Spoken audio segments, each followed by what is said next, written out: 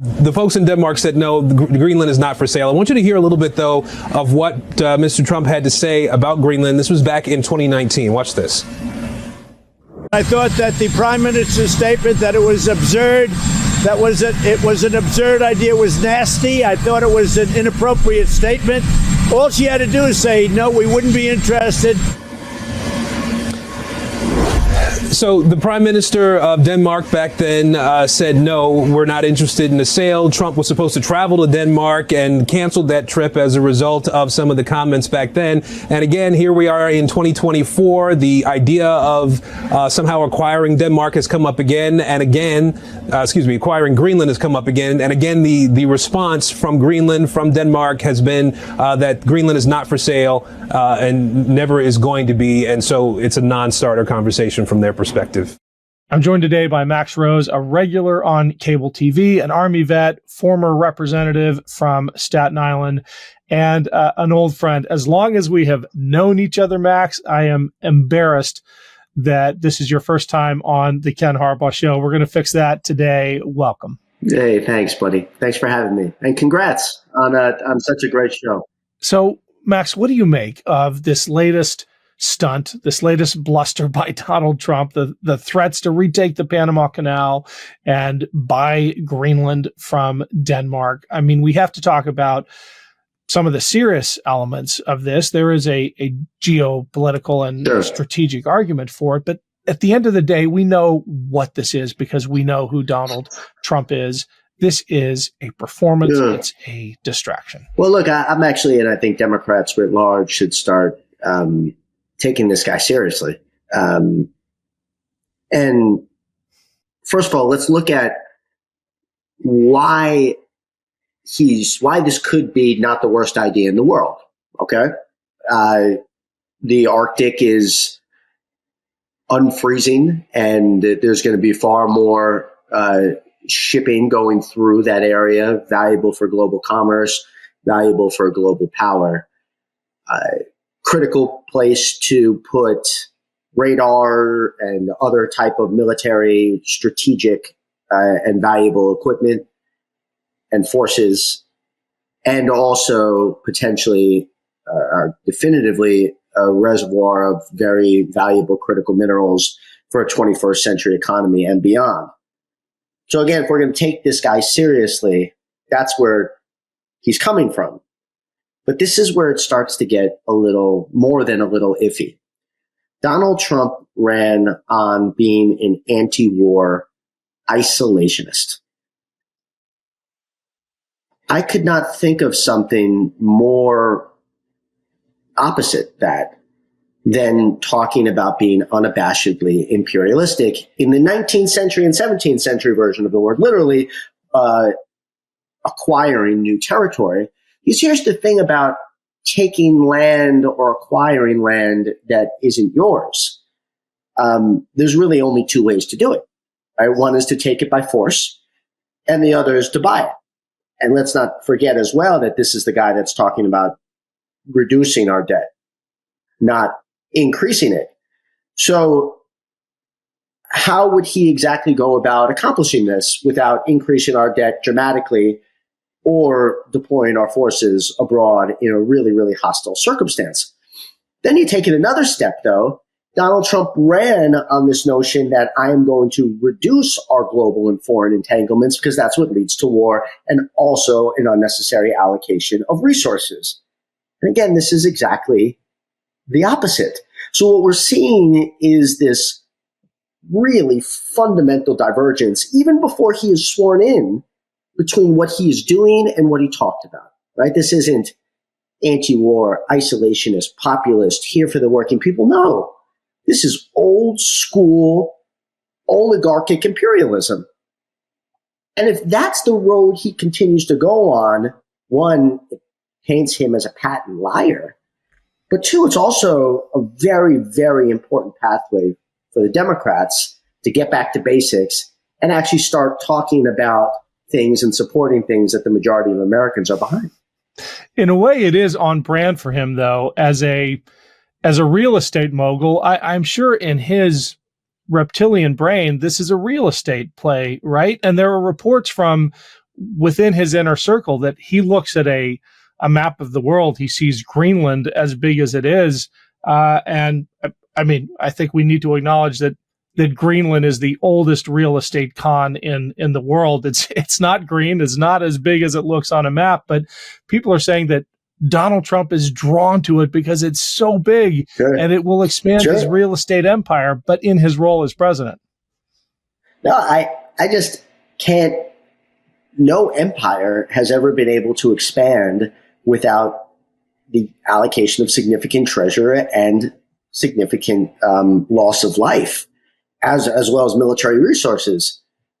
So just this idea that this fiscally conservative, isolationist peacenik, as he ran, would now do the thing that is most directly in contradiction to all those values, means that he is intending on governing in a very, very different way. And where he is, and you hit the nail on the head, he's governing now out of sheer unabashed ego. The acquisition or the taking of Greenland would be the largest addition in terms of land mass to the United States. We're talking bigger than Alaska, bigger than Texas, bigger than the Louisiana Purchase. But that's not enough for him. He's already talking about Canada as the 51st state, and he's talking about the Panama Canal as well. I must have missed all of the Panama Canal commercials that he was running, and the ways in which that really drove turnout in presidential swing states. Of course it didn't. Let's also consider as well he's having meetings after meeting in Mar-a-Lago, and there are people that will financially benefit from all of this. God forbid were it to happen. But I cannot imagine that the United States would be the one to benefit from it. Not to get too philosophical here, but what we have done in the post-war period is we have actually,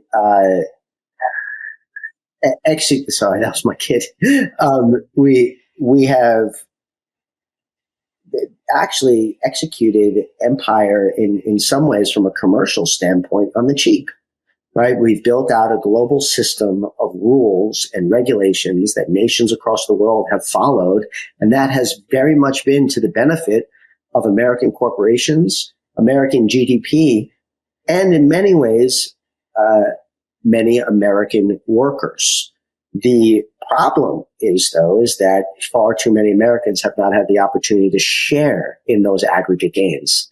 That's what we have to be focusing on. A level playing field, fairer rules of the road where all boats can rise, not returning to some imperialist notion that we're all going to benefit from taking more land. It's Ken Harbaugh. Quick break here to let you know that we'd love to hear from you. Your comments, suggestions, thoughts about future topics and guests. Email us at info@thekenharbaughshow.com and make sure to rate and review us on iTunes or wherever you get your podcasts. Thanks, and back to the show. We all know how this is likely going to end, though. As with so many of Trump's threats and stunts, it dominates the news cycle for a couple of days, if he's lucky, a couple of weeks, and then he moves on to something else. How do Democrats adapt to this kind of thing? Because you and I probably agree that he's not going to end up buying Greenland. He's not going to end up invading Panama. I mean, I'd be surprised if he even ends up imposing the kinds of tariffs on Mexico and Canada that he's talking about, but something will happen that will give him an opportunity to declare victory. Like with Greenland right now, Denmark has already said it will increase defense spending. I wouldn't be surprised if Trump next week says, I got what I wanted out of all of that bluster. Our ally is going to spend more on defense. How do we adapt to all of these, distractions? It's a bait and switch every time. Sure. Well, we have to be disciplined and we have to think about winning. And that means not kind of tracking to each new shiny object.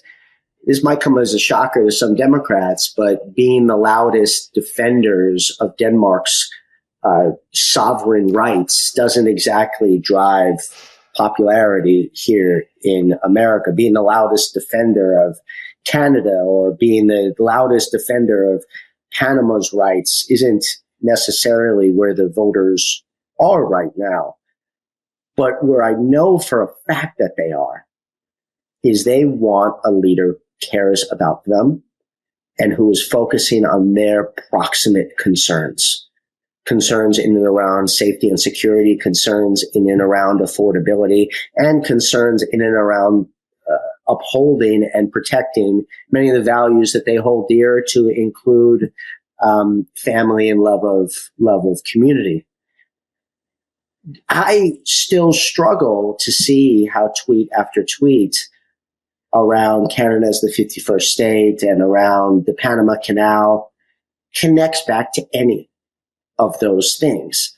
And so the more that the Democrats can talk about, Donald, what have you done about the grocery bills? Right? What have you done about enlarging the middle class? What have you done about safety here at home? You talked about it a lot, but what have you done? Rather, this is looking more and more like a corrupt enterprise. Democrats in the 21st century, when we took back the House in 2006, when we won the presidency and held onto the House and by the way, the Senate in 2008, flipped the House in 2018, held on to the House in 2020, won the Senate in 2020, and won the White House. The connecting narrative of all of those successful elections was being the anti-corruption party, and the party of fairness, the party of transparency, and the party of the values that Americans hold dear. And it should come as no shock that that's going to be the pathway again to winning in the future.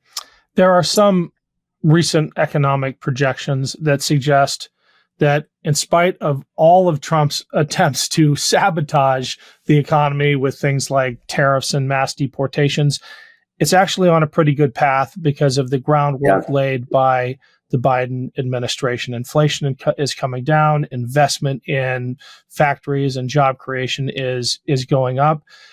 How do Democrats make sure that we get credit for that and that it doesn't go to the incoming administration, which has done everything and continues to do everything to undermine it? Not the way it works. Yeah. They're gonna get credit for it. And we have got to figure out why we are the party that doesn't put our names on stimulus checks. And the Republicans are the party that does. Why? And Joe Biden's already come out saying that he regrets it. But why do we constantly elevate staff and elevate a bureaucratic, detached culture that doesn't focus on taking credit for things, spiking the football, connecting the dots between what's pissing off Americans so much, and then taking credit for addressing it? Industrial policy doesn't drive voter sentiment. It just doesn't, and that's sad and that's rough, that the CHIPS Act will be a political winner in 2032 when someone's cutting the ribbon on a new factory. But, you can't change the way the human brain works.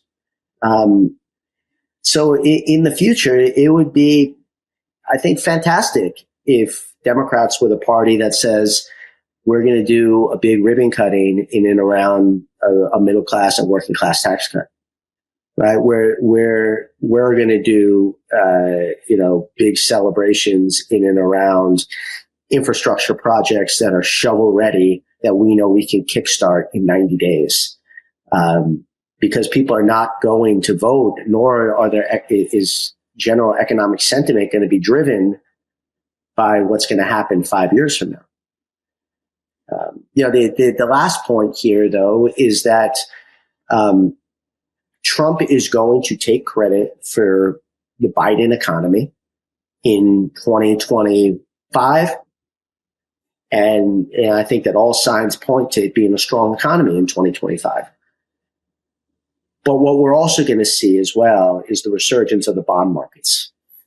And, James Carville famously said, when I die, I want to come back as the bond market, right? Because they, at that point in the politics of the late 80s, early 90s, there was nothing that was politically more powerful than the sentiments of the bond market. And that's what drove deficit reduction as this winning issue for Democrats. That's how he won his first presidential election, Bill Clinton.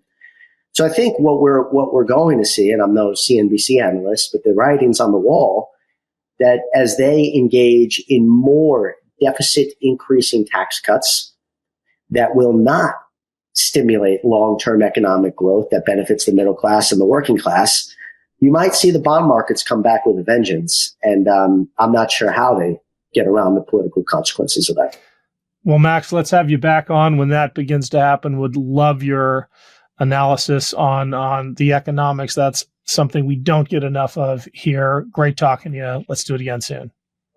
Absolutely, my friend. Thanks again. Love this video? Make sure you stay up to date on the latest breaking news and all things Midas by signing up to the MeidasTouch newsletter at MeidasTouch.com/newsletter.